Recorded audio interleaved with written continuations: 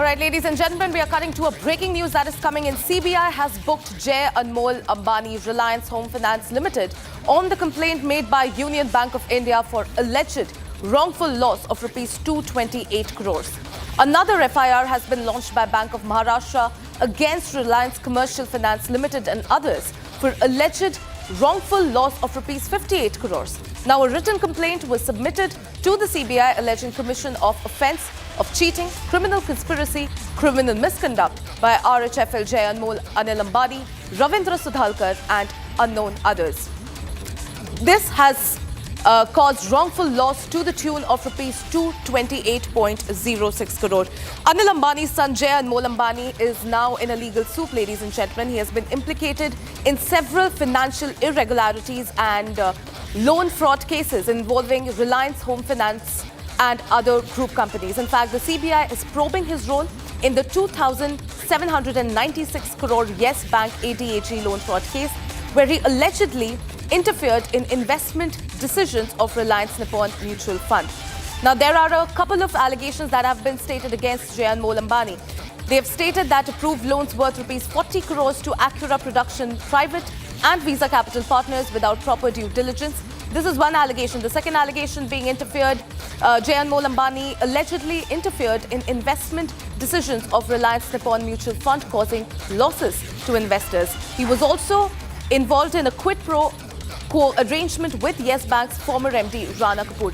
Joining me live is my Deputy Executive Editor, Shavan Singh. Shavan, Anmol Ambani, Anil Ambani's son, seems to be in a legal soup, and this time he has been implicated in several financial irregularities. Take us through these details.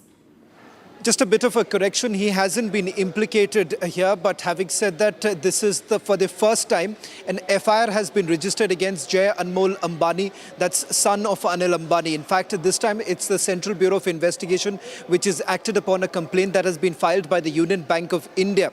And the allegation that has been leveled against the erstwhile directors as well as promoters of RHFL, that's Reliance Housing Finance Limited, is that they have basically caused losses to the bank. In fact, an application was essentially filed back in the year 2017 when RHFL had basically sought loan from Andhra Bank, saying that they wanted to grow and essentially for which they wanted loan in terms of various projects that were ongoing projects for which they had sought loan from the bank. It seems that certain banking guarantees that were essentially given were false in nature.